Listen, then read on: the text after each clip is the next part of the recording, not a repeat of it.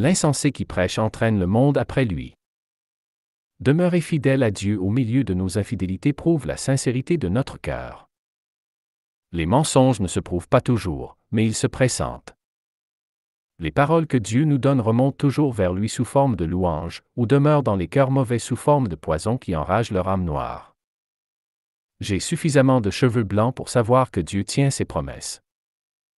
Le temps passé à élever nos enfants est le temps le mieux utilisé de la vie. Les habiles de ce monde sont les infirmes du royaume de Dieu. Je n'ai pas besoin de l'approbation des institutions, mais seulement du témoignage intérieur de l'Esprit Saint. Gardez vos louanges ou donnez-les à ceux qui n'en sont jamais rassasiés. Quand les louanges sont comme des friandises qui descendent jusqu'au fond de nos entrailles, alors nous savons pourquoi Dieu ne nous a jamais élevés. Toutes les morts à soi-même sont un principe qui force l'émergence de la vie de Dieu en l'homme. Faire naître une bonne pensée en l'homme, c'est faire naître tout un monde. Pas d'amis en théologie, dira l'intégriste, mais la conservation de l'amour fraternel est de loin plus importante que la victoire de nos idées. Jésus n'a jamais parlé pour désespérer les hommes, mais leur faire voir que Dieu les aime et que leur pardon était tout à la portée de leurs mains. Repentez-vous, car le royaume des cieux est proche. Matthieu 4, 17. Autre traduction, que vos cœurs se détournent du péché. Autre traduction, le royaume de Dieu est à la portée de la main. Le sabbat était la fête de la création. Une douleur partagée devient une petite douleur. Quand il est question d'argent, il n'y a plus de famille, il n'y a plus de frères ou de sœurs. Les liens de la cupidité sont généralement plus forts que les liens du sang. Chaque arbre est né au bon endroit. L'homme aura toujours besoin de faire plusieurs fois la même erreur avant de comprendre que c'est une erreur. Si l'on ne fait pas de calcul pour l'avenir, l'avenir en fera à notre place et ce ne sera jamais en notre faveur. J'ai donné ma vie à l'Évangile qui a sauvé ma vie. Culte raisonnable et juste échange. Quand Dieu aime quelqu'un, il a tendance à être en colère contre ceux qui ne l'aiment pas. Alors faut faire gaffe. Les bons principes sont le fer en l'homme. S'il n'y a pas de fer en l'homme, il n'a qu'une vie qui en porte uniquement le nom. Il ne faut jamais soupçonner le mal avant de l'avoir subi réellement. J'ai toujours cru le meilleur d'une personne jusqu'à ce que le pire en sorte. Il faut se marier quand on est jeune et se faire une banque de souvenirs heureux. Les amours de la jeunesse sont les plus beaux du monde, le plus beau de la vie. Même quand la beauté a disparu, l'amour qui a été bien construit demeure toujours. Que signifie être mort au péché? C'est une longue et lente douleur endurée avec patience, voilà ce qui précède la libération ordinaire de toute habitude pécheresse. Personne ne peut se revêtir de Jésus-Christ s'il ne s'est d'abord dépouillé de ses vêtements mondains. Ceux qui voient le mal en tout ont le mal derrière les yeux. Mais reconnaître le bien et l'appeler par son nom, c'est honorer celui qui est la source de tout bien. La prière doit être tout entière enveloppée de l'esprit de confession. La sanctification du caractère commence par la mort de nos idées. L'homme sanctifié respectera ce que les autres croient avec sincérité. Ce n'est pas la sanctification qui est difficile, c'est d'accepter de nous laisser tomber à genoux. Vivre dans la foi qu'un Dieu bienfaisant et bienveillant nous dirige est supérieur à toutes les étoiles des anciens navigateurs. La folie se trouve partout dans les églises, Dieu les bénit par pitié et non par approbation. J'ai appris du Seigneur qu'il valait mieux être un avocat qu'un juge. J'ai appris du Seigneur qu'il vaut mieux être un persécuté qu'un persécuteur. J'ai appris du Seigneur qu'il valait mieux être un sauveur qu'un damneur.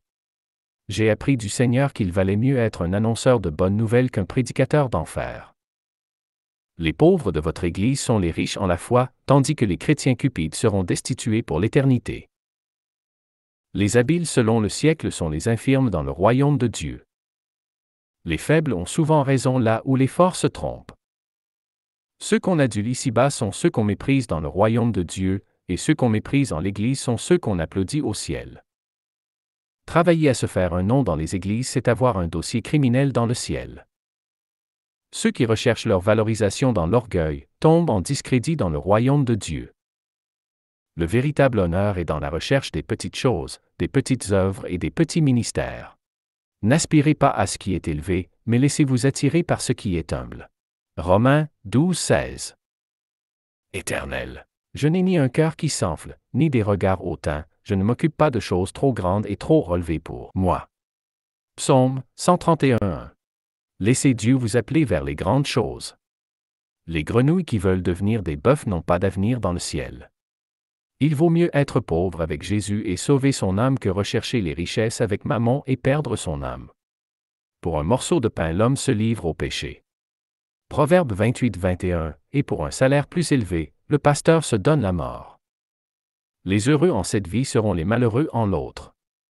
Les vraies joies d'un chrétien se trouvent dans le royaume de Dieu.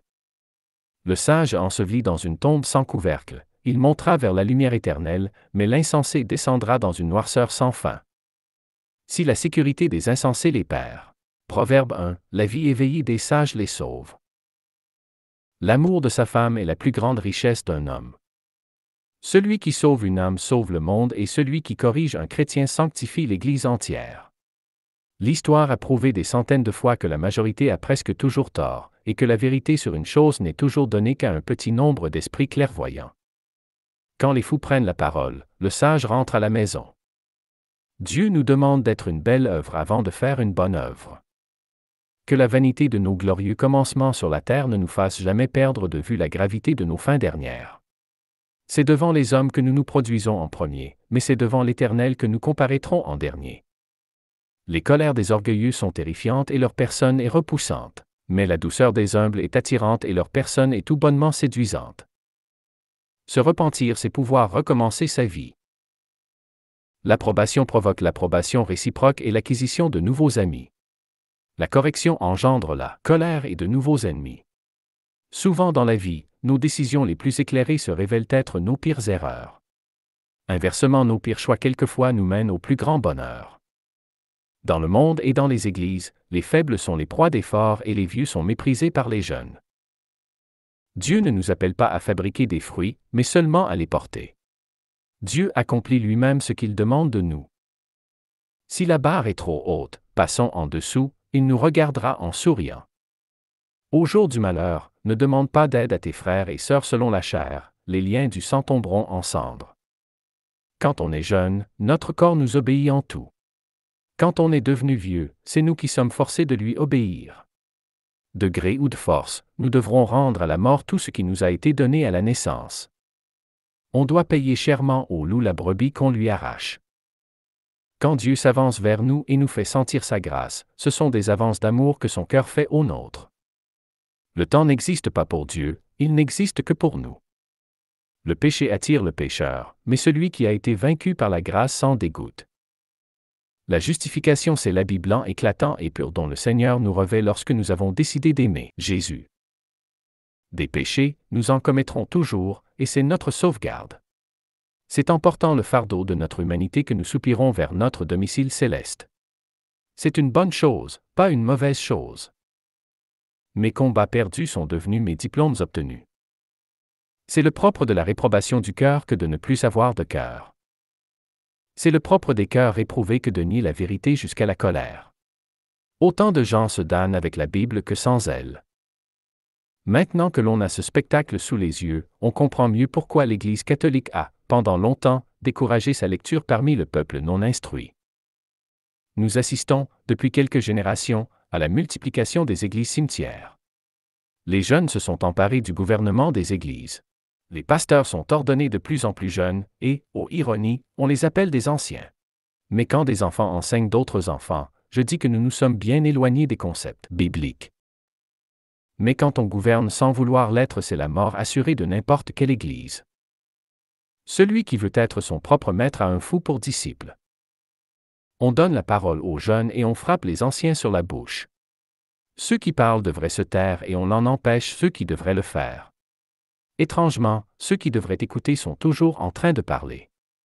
Car moins on a de connaissances, plus on est pressé de la partager. Ceux qui devraient écouter parlent tout le temps, et ceux qui ont quelque chose de sensé à dire, on ne les laisse pas le faire sans les persécuter. L'expérience ne paraît pas nécessaire à ceux qui n'en possèdent pas. La folie leur paraît sage et la sagesse leur paraît folle. La folie innocente se change en folie et à la fin elle devient une méchante folie. Le bon sens paraît toujours stupide à ceux qui en manquent. Se créer des attentes est le plus insensé des projets. Il faut donner ce que la vie nous prend et prendre ce que la vie nous donne, sans plus. Tout le reste n'est qu'illusion incertaine. Une personne qui a le cœur faux au départ et qui se met à lire la Bible devient encore plus dangereuse. Sans la conversion du cœur, connaître la Bible ne vous sauvera pas, mais vous rendra plus coupable encore. La musique est le langage des anges. Le chant édifiant est une caresse de Dieu sur ton visage. L'amour se réjouit de la vérité, d'où qu'elle sorte, de Rome, de Toronto ou de Paris. Avant de comprendre le cœur de Jésus, il faut aimer ses pieds. Une âme qui s'élève glorifie le Seigneur. Une âme égoïste n'est utile à personne. Un cœur qui s'élargit élargit toute l'Église. Plus longtemps nous avons été dans le Seigneur, plus dangereux est un retour dans le monde. Plus longtemps nous avons marché près du Seigneur, plus grave est notre péché de tiédeur. Plus longtemps nous avons vécu dans la sainteté, plus dommageable est un retour au péché. La rétrogradation n'est pas à prendre à la légère. L'homme peut, en quelques décisions, perdre un salut qu'il avait pris des années à affermir. La terre est un désert humiliant. La vérité n'est pas un ensemble théologique de croyances qu'il nous faut croire pour être sauvés. La vérité est une personne, le Christ. Le salut n'est pas une doctrine, mais une expérience. Sauvés par grâce ne signifie pas que nous sommes justifiés dans notre tiédeur, mais que nous avons reçu la force d'en sortir. L'arrogance réciproque a remplacé la prévenance réciproque. Ceux qui diabolisent la religion sont une religion pour eux-mêmes. Je suis devenu un paradoxe pour moi-même, je méprise ma vie, cependant je l'aime comme elle est. Les humiliations m'ont fait devenir autre chose que j'aime. Quelquefois, ne pas faire de grandes œuvres en est justement une. Je n'ai pas de plus grande joie en cette vie que de dire une bonne parole à quelqu'un. Faire du bien à une âme élève la mienne et me fait sentir vraiment vivant. Lorsque nous commettons une injustice, il faut la réparer, non l'enterrer. Il n'y a pas assez de pelles sur la terre pour enterrer un péché. Si vous ne vous lassez pas de demander pardon sincèrement, Dieu ne se lassera jamais de vous pardonner. Gloire à l'amour de Dieu. Le péché est un venin mortel, mais si vous l'arrosez de vos larmes, il devient inoffensif comme du lait. La sagesse fait briller le visage, mais c'est à Dieu qu'appartient la gloire. L'amour de Dieu est nécessaire au salut. Connaître la Bible par cœur n'est pas nécessaire au salut. Aimer le Seigneur de tout son cœur et son prochain, oui. Fais cela, et tu vivras. Voir Luc 10, 27 et 28. Les bonnes paroles sont une pluie fraîche qui redonne la vie, mais les paroles cruelles sont une grêle violente qui fait du mal. Qui méprise son prochain est dépourvu de sens. Celui qui le console est grand. Celui qui condamne les autres pour leur ignorance se damne par sa science. Qui s'enorgueillit par la science périra par la science. Quand l'amour fraternel est méprisé, la lumière manque. Celui qui est son frère est dans les ténèbres, il marche dans les ténèbres, et il ne sait où il va, parce que les ténèbres ont aveuglé ses yeux. 1 Jean 2, 11. Quand on est honnête de cœur, on reconnaît l'amour même s'il ne porte pas le même uniforme que nous. La jalousie est un torrent, il emportera celui qui s'y baigne les pieds.